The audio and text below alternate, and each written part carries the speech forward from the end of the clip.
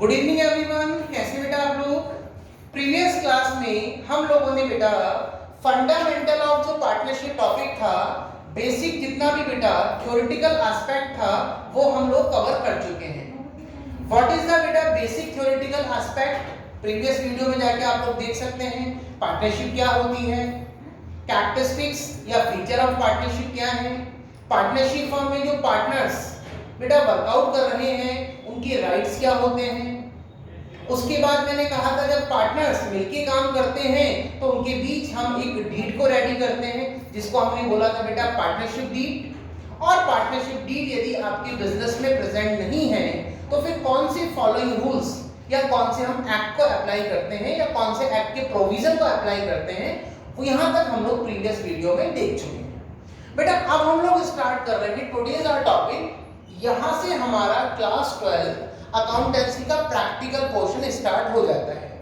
Sir practical portion is what, यहां पे हमने बेटा एक चीज लिखी है आपके सामने, preparation of profit and loss appropriation account. P&L appropriation account क्या होता है या ये कैसे प्रिपेयर होता है, हम इसको डिस्कस करेंगे। लेकिन बेटा profit and loss appropriation account को डिफाइन करने से पहले मैं आपको एक छोटी सी चीज बताना चाहूंगा जो आपने क्लास 11th में की थी। मतलब आपने जब अकाउंटिंग को स्टार्ट किया था तो आप लोगों ने अकाउंटिंग कैसे की थी। बेटा बिजनेस में सबसे पहले हुआ था ट्रांजैक्शन। ट्रांजैक्शन को आपने रिकॉर्ड किया था जर्नल बुक में। जर्नल से बेटा आप लोगों ने प्रिपेयर की थी लेजर।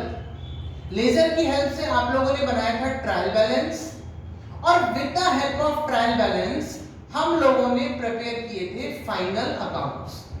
और फाइनल अकाउंट्स में मेजरली आपने दो अकाउंट्स बनाए थे बेटा, ट्रेडिंग अकाउंट और एक प्रॉफिट एंड लॉस अकाउंट। हालांकि हमने एक बैलेंस शीट भी बनाई थी, लेकिन बैलेंस शीट तो स्टेटमेंट होता है और वैसे भी वो आपके बिजनेस की फाइनेंशियल पोजीशन बताती है।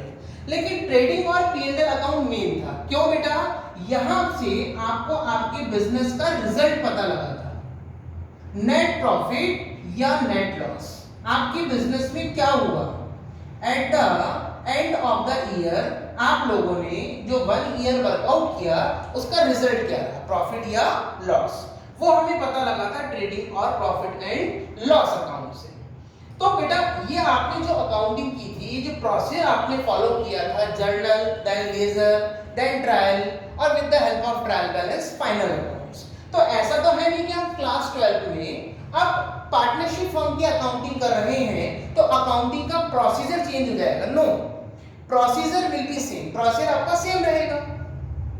पहले भी हमने डबल एंट्री सिस्टम को फॉलो किया था, अभी भी हम डबल एंट्री सिस्टम को फॉलो करेंगे। Double entry system is what, each transaction has dual effect. हर एक ट्रांजैक्शन का दो अकाउंटों पे इफेक्ट होता है, एक को हम डेबिट करते हैं, एक को हम क्रेडिट करते हैं। तो ऐसा तो है नहीं कि आप क्लास 12 में आओगे तो आपका अकाउंटिंग का तरीका चेंज हो जाएगा, जर्नल एंट्री के आपके रूल चेंज हो जाएंगे। बेटा सब कुछ सेम रहेगा, बस फर्क इतना सा है कि क्लास 11 में जो आपने अकाउंटिंग करी वो एक सोल प्रोप्राइटर की थी।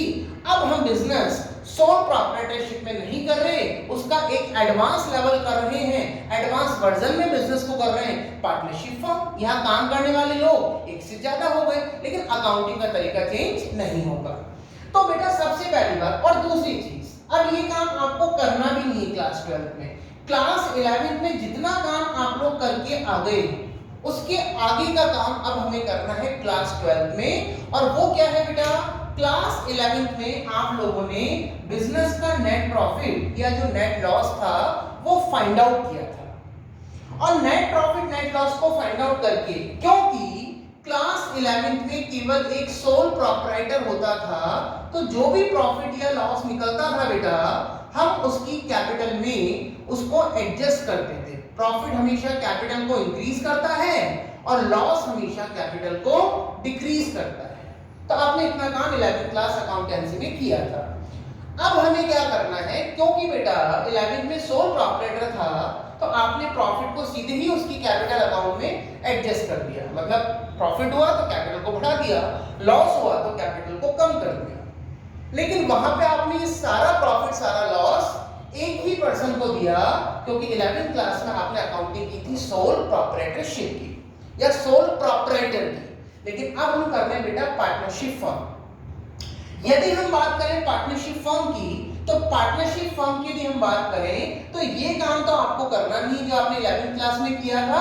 अब हम बेटा इसके आगे का काम स्टार्ट करेंगे और इसके आगे का काम हमारा क्या है, यानी इस प्रॉफिट या लॉस जो भी हमारा P&L अकाउंट से फाइंड आउट हुआ, उस प्रॉफिट को अब हम एप्रोप्रिएट करेंगे।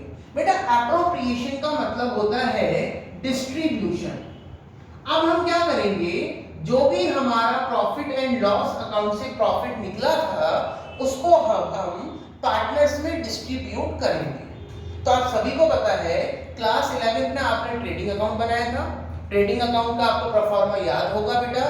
डेबिट साइड में आपने एक्सपेंस दिखाए थे डायरेक्ट, क्रेडिट में आपने दिखाई थी डायरेक्ट इनकम। चलो एक हल्का से स्पेसिमेन फटाफट बना लेते हैं। ट्रेडिंग अकाउंट आपने कैसे बनाया था, कुछ इस आइटम्स आपको याद होंगे, ये लीजिए ऊपर अपन लिखते हैं trading and profit and loss account. चलिए कैसे बनाया था जल्दी से, to opening stock, to purchases और टू डायरेक्ट एक्सपेंसेस। जितने भी आपके डायरेक्ट एक्सपेंसेस होते थे, जो एक्सपेंसेस मैन्युफैक्चरिंग से रिलेटेड है, वो आपने डेबिट में दिखाए थे। क्रेडिट में इनकम आपकी एक ही थी बेटा डायरेक्ट, केवल सेल। और इसके अलावा at the end of the year जो स्टॉक आपसे सेल नहीं हो पाया था, जिस चीज को आप नहीं बेच पाए थे, उसको हमने एज ए क्लोजिंग स्टॉक के रूप में कहां दिखाया था, क्रेडिट साइड। उसके बाद आपने बेटा इसका रिजल्ट निकाला था। यदि क्रेडिट साइड आपकी हैवी है, इनकम साइड आपकी ज्यादा है, क्रेडिट में क्या आती है बेटा हमेशा इनकम, और डेबिट में हमेशा क्या आते हैं एक्सपेंस। इनकम ज्यादा एक्सपेंस कम, तो आपका रिजल्ट आया था बेटा ग्रॉस प्रॉफिट। और यही केस मान लीजिए रिवर्स हो जाए तो आपका ग्रॉस लॉस आ गया था। फिर जो भी जीपीजीएल था उसको हमने नेक्स्ट अकाउंट में ट्रांसफर किया था by gross profit brought down. इसका मतलब यह है कि जो भी आपने प्रॉफिट अर्न किया ट्रेडिंग अकाउंट से, हमने उसे कौन से अकाउंट में ट्रांसफर किया, P&L अकाउंट में। और प्रॉफिट हमेशा इनकम है, इनकम का हमेशा कौन सा बैलेंस होता है, क्रेडिट। तो क्लोज यहाँ पे हुआ तो ओपन कहाँ पे हो गया, क्रेडिट साइड। उसके अलावा बेटा P&L में आपने लिए थे सारे के सारे इनडायरेक्ट एक्सपेंस, और बेसिकली इसमें आपने लिए थे एक ऑफिस और एक आप लोगों ने लिए थे सेलिंग एंड डिस्ट्रीब्यूशन एक्सपेंस। ये मेजर आपने खर्चे लिए थे। ज्यादा डिटेल में मैं आपको इससे नहीं बता रहा क्योंकि बेटा ये हमको प्रिपेयर नहीं करना, बस केवल जस्ट एज ए नॉलेज कि आपको हल्का सा क्लास 11 का रिकॉल हो जाए, इसलिए मैंने रिकॉल किया है कि हम वहां पे क्या बनाते थे, ट्रेडिंग और P&L अकाउंट, उससे हम बिजनेस का रिजल्ट फाइंड आउट करते थे। और क्रेडिट में बेटा आपकी जितनी भी इनडायरेक्ट इनकम होती थी उनको हम शो करते थे। सर इनडायरेक्ट इनकम क्या होती है, आपको पता होगा, रेंट रिसीव आपको पता होगा, कमीशन रिसीव, जो भी आपकी कुल मिला के जो आपका मेन बिजनेस है, जो आप काम कर रहे हो, उसके अलावा यदि कोई भी आपको एक्स्ट्रा इनकम जनरेट हो रही है उसको आपने इनडायरेक्ट इनकम बोला था। चलिए सर जीबी आपका हो गया बेटा, इधर इनडायरेक्ट इनकम हो गई, वही डेबिट में खर्चे आ गए। इनकम ज्यादा एक्सपेंस कम, तो डिफरेंस से आपका क्या आया था बेटा, नेट प्रॉफिट। इतना काम आप लोगों ने कर लिया था क्लास 11 में, यानी कुल मिला के आप लोगों ने फाइनल अकाउंट बना के आपने बिजनेस का रिजल्ट फाइंड आउट कर लिया था कि हमें नेट प्रॉफिट हुआ या नेट लॉस हुआ। अब बेटा इसके आगे का काम करना है हमें क्लास 12 में। क्या काम करना है, अब हमें इस प्रॉफिट को डिस्ट्रीब्यूट करना है, क्योंकि 11th क्लास में क्या था, जो भी आपका बिजनेस का प्रॉफिट हुआ, मान लेते हैं लाइक 2 लाख, तो इस प्रॉफिट को रिसीव करने वाला केवल एक पर्सन था, सिंगल पर्सन, सोल प्रोप्राइटर। लेकिन अब क्या होगा बेटा, इस बिजनेस की प्रॉफिट को रिसीव करने वाले, मान लेते हैं आपकी फर्म में 3 पार्टनर हैं, आप लोग 3 पार्टनर हैं, ए बी और सी। तो अब इस 2 लाख रुपीस में इस सिंगल पर्सन का रोल नहीं है, 12th क्लास में अब इन तीनों का रोल है। प्लस जब बेटा मैंने आपको छोटा सा थ्योरेटिकल एस्पेक्ट पार्टनरशिप का पढ़ाया, तो आपको पता होगा कि पार्टनरशिप में क्या होता है, पार्टनर्स जो हैं वो क्या करते हैं